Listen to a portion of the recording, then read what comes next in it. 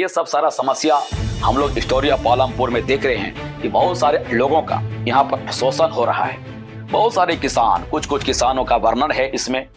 एक एग्जाम्पल देखे हैं कि 1960 के समय का एक एग्जाम्पल है गोविंद, एक ऐसा किसान जिसके पास 2.25 हेक्टेयर्स जमीन है। 2.25 हेक्टेयर्स जमीन उसके पास है और इसका 3 बेटे हैं, 3 पुत्र। और वहां भी सिंचाई का व्यवस्था उतना पूर्ण रूप से नहीं हो पाता है, बहुत सारा समस्या है। तो इसके तीनों बेटे मिलकर क्या करते हैं, इसे खेती में सहयोग करते हैं और इसके अलावा इनके परिवार का भरपाई या इनके परिवार का भरण पोषण अच्छे रूप से नहीं हो पाता है। तो परिवार के भरण पोषण के लिए मवेशी भी रखे हुए हैं और इससे मिला जुलाकर कृषि और मवेशी को मिला जुलाकर परिवार का भरण पोषण कुछ हद तक हो जाता, थोड़ा बहुत, लेकिन फिर भी बहुत अच्छा तरह से नहीं। लेकिन जब गोविंद की मृत्यु हो जाती है तो उसके जमीन इसी के तीनों बेटों में बढ़ जाती है। 0.75 हेक्टेयर्स जो हिस्सा प्रत्येक बेटे को होती है और इतना कम जमीन ना बेहतर तरीके से कृषि करने के लिए, खेती करने के लिए उपयुक्त है और ना ही इनके बेटों का जरूरत पूरा हो पाता है। और होता क्या है, इनके बेटे को अन्य काम करना पड़ता है। अन्य काम की तलाश में अगल बगल के गांव, शहरों या शहर पलायन करना पड़ता, शहर चला जाना पड़ता है। तो ये सब सारा समस्या देखते हैं। 1960 के आसपास का एक एग्जाम्पल है हरित क्रांति के आसपास के समय। यही एग्जाम्पल देखते हैं बिहार, उत्तरी बिहार का भी कुछ एग्जाम्पल, माजोली जैसा गांव का एग्जाम्पल हम लोग देखते हैं। और एक गांव है उसके ही आसपास। तो इन दोनों गांवों में मिलाकर 850 हाउस होल्ड्स हैं, 850 मजदूर है, कृषक है, परिवार है। इनका जीवन अच्छा नहीं है, इकोनॉमिक कंडीशन बहुत ही खराब है। और 850 परिवार में से लगभग 250 परिवार ये गांव छोड़कर चले जाने के लिए या भागने के लिए मजबूर या बेबस हैं। क्यों? क्योंकि इनका जीविका इस गांव में नहीं चल पाता है, काम नहीं मिल पाता, रोजी रोटी नहीं मिल पाता है।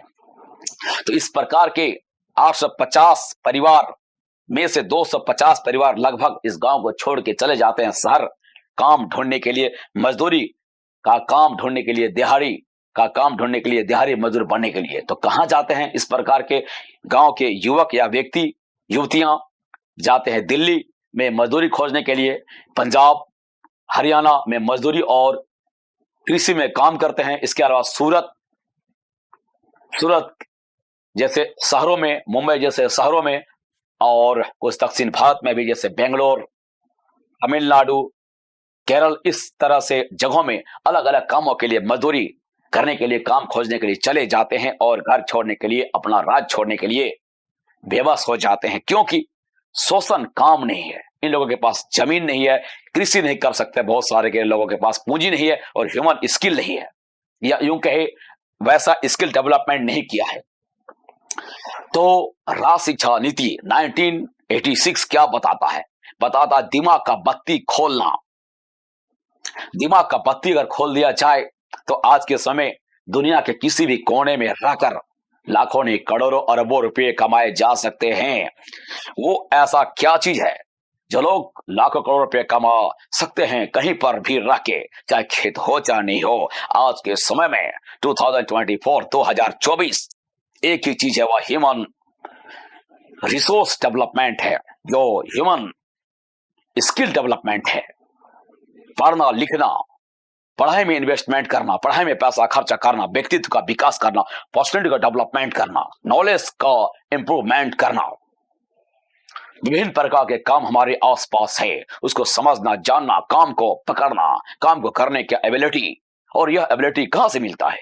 यह एबिलिटी मिलता है स्किल से, on account of the knowledge, on account of have good knowledge of anything, specialization in anything, to knowledge. Different types of the work are being created nowadays.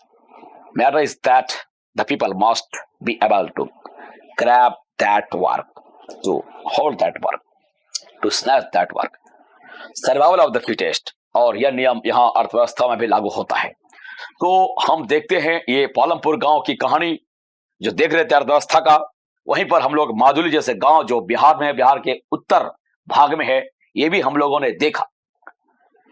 Govind जैसे कृषक का भी हम लोग एग्जाम्पल देखते हैं। इसके अलावा और भी बहुत सारे कृषक हैं। यहां पर सविता जैसे कृषक भी हैं। इस गांव में कहानी देखते हैं कि जब नया सीजन आता है या कहे बारिश का मौसम आता है, उसे अपना फसल लगाने के लिए, गेहूं लगाने के लिए कुछ कार्यशील पूंजी, वर्किंग कैपिटल का आवश्यकता होता है। मसलन लगभग 3,000 रुपये का जरूरत पड़ता है। तो यह पैसे कर्ज लेने के लिए कहाँ जाते हैं? वे जानते हैं एक बड़े कृषक हैं जो बृहद कृषक है जिसका नाम है तेजपाल सिंह, उसके पास कर्ज लेने के लिए जाते हैं। ये तेजपाल सिंह जिसके पास 10 हेक्टेयर या इससे ज्यादा भूमि है, बड़े कृषक है, बहुत ही ज्यादा प्रोडक्शन होता है, जितना खपत करते हैं, खाते पीते रहते हैं, जितना जरूरत है उससे ज्यादा ये उपजा लेते हैं। और जो सरप्लस अनाज, अतिरिक्त अनाज, बहुत ज्यादा अनाज इसके पास होता है, ये अनाज को बेचते हैं और बेचने के बाद जो धन जमा होता है वो धन को ये बैंक में जमा करते हैं, और यह धन बाद में चलकर एक पूंजी हो जाता है। इस पूंजी से ट्रैक्टर या इस प्रकार का बड़ा बड़ा औजार, हार्वेस्टर, थ्रेसर खरीद लेते हैं और अपना कृषि करते हैं। इसमें से बहुत ही पैसा बच जाता है, लेबर को देना नहीं पड़ता, ह्यूमन पावर, मजदूरों को, कैजुअल लेबर को लगाना नहीं पड़ता। इसके अलावा भी ये ट्रैक्टर वगैरह उपकरण भाड़े पर देते हैं और दूसरे को देते हैं और वहां से भी ज्यादा पैसा कमा लेते हैं, और अतिरिक्त जो पैसा जमा होते हैं ये सूद पर भी देते हैं। तो तेजपाल सिंह के बारे में भी देखा था कि पिछले साल 350 क्विंटल अतिरिक्त इसके पास अनाज उपजा। तो 350 क्विंटल अतिरिक्त अनाज उपजा, तो बेचा, बेचने के बाद जो पैसा धन हुआ, धन को इन्होंने जमा किया। अगले साल यह और डबल पूंजी का काम हो गया है। तो यही तेजपाल सिंह के पास सविता जैसा कृषक, छोटे कृषक जो 2 एकड़ से कम जिसके पास जमीन है,